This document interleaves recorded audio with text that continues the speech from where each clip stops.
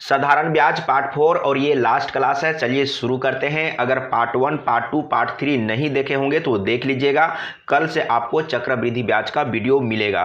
तो सबसे पहले प्रश्न को समझिए, कितने समय में किसी धन में साधारण ब्याज की 5% वार्षिक दर से 40% की वृद्धि हो जाएगी। सबसे पहला काम, प्रश्न को समझिए, प्रश्न में क्या दिया हुआ है और क्या ज्ञात करना है। कितने समय में, यानी कि समय ज्ञात करना है, और बोल रहा है 5% वार्षिक दर से 40% की वृद्धि हो जाए, यानी कि 40% का वृद्धि हो जाए। ये किसके बारे में बात कर रहा है, यानी कि 40% का वृद्धि हो जाए, ये मिश्र धन की बात कर रहा है। तो आपको क्या करना है, समझने के लिए आप मूलधन मान लीजिए, कुछ भी मान सकते हैं, लेकिन आसान बनाने के लिए अगर आप 100 मानेंगे तो बहुत आसान होगा। तो मैं मूलधन को यहाँ पर 100 मान लेता हूँ। मान लेते हैं कि हमारे पास मूलधन 100 रुपया है, ठीक है। अब इसमें 40% का वृद्धि हो रहा है, तो 40% का वृद्धि हो रहा है, तो वृद्धि होने के बाद क्या होगा, जो राशि प्राप्त हो रहा है वो क्या है, मिश्र धन। ये आपको समझना होगा। तो मिश्र धन कितना होगा, अगर 100 में 40% का वृद्धि हो जाएगा तो 140 हो जाएगा, 140 रुपया।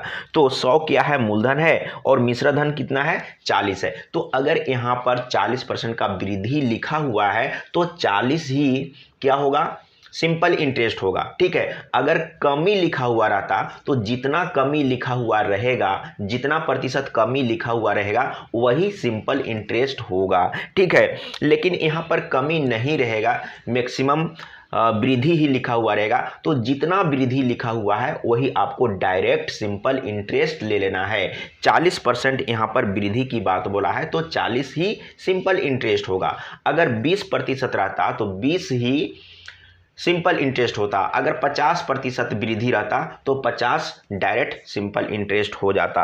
आप यहाँ पर घटा के भी देख सकते हैं, जैसे आप मिश्र धन में मूलधन को घटाएंगे तो सिंपल इंटरेस्ट मिलेगा। तो हम लोगों को यहाँ पर सबसे पहले सिंपल इंटरेस्ट मिल चुका है। 140 में 100 को घटाएंगे तो कितना आएगा, 40 आ जाएगा, ठीक है। लेकिन आपको डायरेक्ट समझना होगा।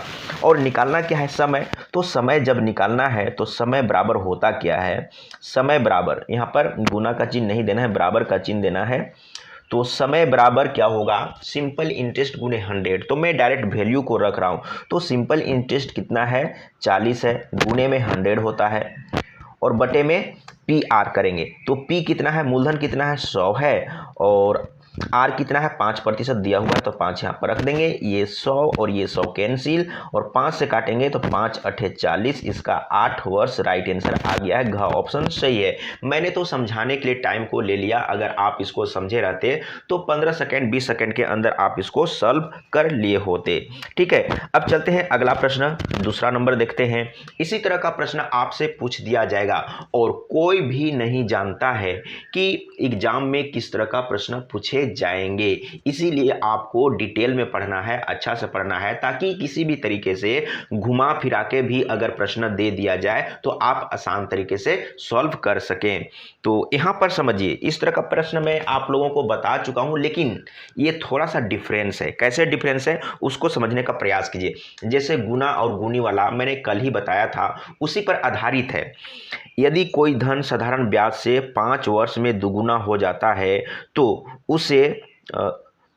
उसी दर से 300 रुपया कितने वर्षों में 2400 रुपया हो जाएगी। देखिए, अब यहाँ पर आप समझिए, जैसे यहाँ पर 300 रुपया है ना, और ये 2400 हो जा रहा है, यानी कि 3 अठे 24, यानी कि डायरेक्ट 8 गुना है ना।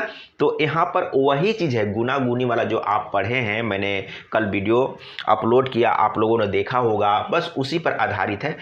तो यहाँ पर समझिए, तो पहले क्या बोला है, यदि कोई धन साधारण ब्याज से 5 वर्ष में दुगुना हो जाता है, तो 5 वर्ष में दुगुना हो जाता है। तो मैंने क्या बोला था कि 5 वर्ष में दुगुना हो जाता है, तो आप यहाँ पर 2 लिख लीजिए, 5 वर्ष में दुगुना।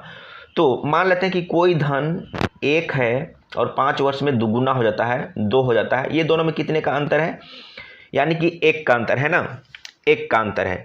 तो आपको क्या करना है, 1 जोड़ते जाना है, 1 आप जोड़ते जाइए। कहाँ तक बोला है, यानी कि आपको समझना है कि आपके पास मूलधन ये है, लेकिन कितना होने की बात बोला है, 2400, यानी कि 8 गुना होने की बात बोला है, तब आपको इसमें 1 जोड़ते जाइए तो 3 होगा, फिर से 1 जोड़ेंगे तो 4 होगा, फिर से 1 जोड़ेंगे तो 5 होगा। ठीक है, इसका मतलब कि अगले 5 वर्ष में 3 गुना, अगले 5 वर्ष में 4 गुना, अगले 5 वर्ष में 5 गुना, और फिर आगे 1 जोड़ेंगे तो कितना हो जाएगा, 6 हो जाएगा, फिर से 1 जोड़ेंगे 7 होगा, फिर से 1 जोड़ेंगे 8 हो जाएगा, अगले 5 वर्ष में 6 गुना, अगले 5 वर्ष में 7 गुना, अगले 5 वर्ष में 8 गुना। अब सभी जो समय वाला पार्ट है उसको आप जोड़िए, जैसे 5, 10, 15, 20, 25, 30, 35। तो देख लीजिए 35 कहीं पर है, ख ऑप्शन सही है, राइट आंसर आ गया, कोई इसमें डाउट नहीं है।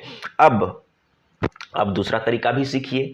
दूसरा तरीका आप कैसे बनाएंगे, पहला पार्ट से आप आर निकाल सकते हैं। मैंने आर निकालने के लिए आप लोगों को बताया था कि आर कैसे निकालेंगे। यदि कोई धन साधारण ब्याज से 5 वर्ष में दुगुना हो जाता है, दुगुना, तो मैंने क्या बोला था कि आप 1 गुने 100 लीजिए, इसके बाद बटे में ये जो 5 है ना, 5 यहाँ पर रख दीजिए, समय मतलब कि समय जो है वो आप रख दीजिए, तो आपको दर मिल जाएगा। तो 20/2500 होता है ना, 20% आपको दर मिल गया है, आर मिल गया। जब आर मिल गया है तो समय निकालना है, तो समय निकालने के लिए क्या करेंगे, समय बराबर क्या होता है, सबसे पहले लिखेंगे सिंपल इंटरेस्ट। तो मूलधन इतना है और ये 2400 हो जा रहा है, इसका मतलब ये क्या है, ये मिश्रधन है, तो मूलधन को मिश्रधन में घटा देंगे तो क्या मिलेगा, सिंपल इंटरेस्ट मिलेगा। तो 2400 में 300 घटाइए तो 2100, यानी कि यहाँ पर आपको क्या मिला, 2100 सिंपल इंटरेस्ट। तो यहाँ पर सिंपल इंटरेस्ट आप 2100 रख दीजिए, गुने में तो 100 रखेंगे। इसके बाद बटे में क्या होगा, मूलधन यानी कि PR होगा, तो मूलधन कितना है, 300 रुपया है, और आर कितना है, तो आर हम लोग 20% निकाल चुके हैं। देखिए फटाफट कैलकुलेशन करिए, ये 2 जीरो कैंसिल हो जाएगा, और फिर 3 सते 21 इसको काटेंगे। देखिए 3 सते 21, 3 सते 21 और 2 जीरो ना, और इसको काट लेते हैं, जीरो और ये जीरो, और 35 दूना 70 ना, 35 दूना 70 आ गया ना, राइट आंसर। मतलब कि सीखिए, समझने का प्रयास करिए। इसीलिए मैं कहता हूं कि आप कॉन्सेप्ट को सीखिए, ट्रिक बनाइए, लेकिन सीखने का प्रयास करिए। जिस दिन आप सीख लेंगे ना, तो मैं हर एक बार तो यही बात बोलता हूं कि अगर आप सीख लेंगे तो किसी भी तरह का प्रश्न घुमा फिरा के दिया हुआ रहेगा तो भी आप बना सकते हैं। अन्यथा आप अगर रटे हुए रहेंगे, सिलेक्टेड प्रश्न को सिर्फ बनाएंगे, तो फिर प्रश्न छूट सकता है। तीसरा नंबर को समझिए, 10% वार्षिक ब्याज की दर से 5 वर्षों एवं 9 वर्षों के साधारण ब्याज का अंतर 100 रुपया है, तो धन क्या है, मूलधन ज्ञात करना है। तो सबसे पहले अगर मूलधन ज्ञात करना है तो मूलधन का फॉर्मूला क्या होता है, ये सबसे पहले मालूम होना चाहिए। तो मूलधन बराबर यानी कि P बराबर क्या होता है, सिंपल इंटरेस्ट गुने 100 बटे में RT, यही तो होता है ना, बस यही काम करना है। तो सबसे पहला काम आप सिंपल इंटरेस्ट किसको लेंगे, जैसे यहाँ पर देखिए ब्याज का अंतर यानी कि सिंपल इंटरेस्ट का अंतर दिया हुआ है। अगर कहीं पर सिंपल इंटरेस्ट का अंतर दिया हुआ है तो ठीक है, अगर कहीं पर बोलता है कि ब्याज इतना अधिक होता या इतना कम होता, तो वो भी क्या है, अंतर ही है। आपको यहाँ पर 3 चीज समझना होगा।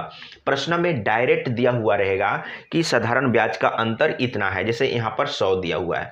कहीं पर लिखा हुआ रहेगा साधारण ब्याज इतना अधिक हो जाता, तो अधिक हो जाता वो भी अंतर ही है, समझिएगा। अगर लिखा हुआ रहता कि साधारण ब्याज इतना कम होता, तो ये भी क्या है, अंतर ही है। तो ये 3 बात को आप समझिए। तब यहाँ पर सिंपल इंटरेस्ट के अंदर में जगह में क्या लेना है, यानी कि जो अधिक लिखा हुआ है उसी को लेना है, यानी कि अंतर को लेना है। कम लिखा हुआ है उसी को लेना है, या डायरेक्ट अंतर लिखा हुआ है उसी को लेना है। कम है तो अंतर है, अधिक है तो अंतर है, लेकिन यहाँ पर अंतर डायरेक्ट लिखा हुआ है, ठीक है। तो अब यहाँ पर समझिए, जहाँ पर 2 समय रहे, जहाँ पर 2 दर दिया हुआ रहेगा तो दर का अंतर लेना है, जहां पर 2 समय दिया हुआ है तो समय का अंतर लेना है, और ब्याज का अंतर तो दिया हुआ है।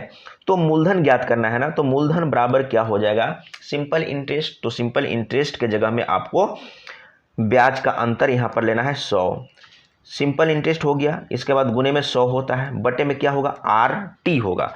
तो R 10% अस्पष्ट है, लेकिन T क्या लेंगे, यहाँ तो 5 वर्ष और 9 वर्ष 2 ठो है, तो 2 समय है तो दोनों समय का अंतर को लेंगे, तो 5 4 9 होता है ना, तो यहाँ पर 4 हो जाएगा, ठीक है।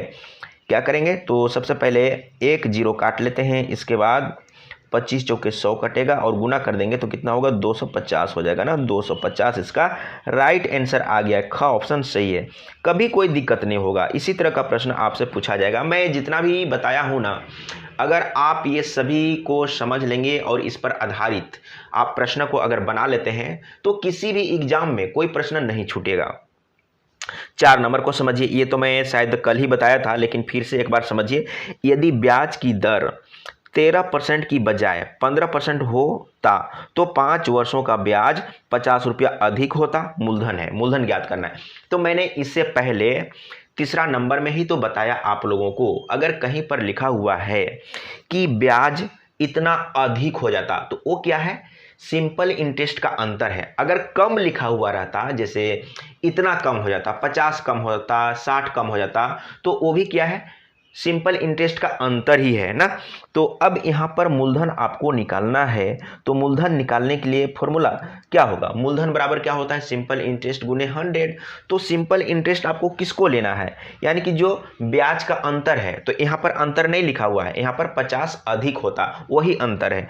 तो यहाँ पर आप 50 रखेंगे सिंपल इंटरेस्ट के जगह में, गुने 100 होगा, बटे में क्या होगा, RT होगा। तो R तो यहाँ पर 2 है, किसको लेंगे। तो मैंने क्या बोला, अगर समय 2 है तो समय का अंतर को लीजिए, अगर दर 2 है तो दर का अंतर को लीजिए। तो 15 और 13 में कितने का अंतर है, 2 का। तो R के जगह में आपको 2 लेना है और समय तो 1 है, तो आप यहाँ पर रख दीजिए।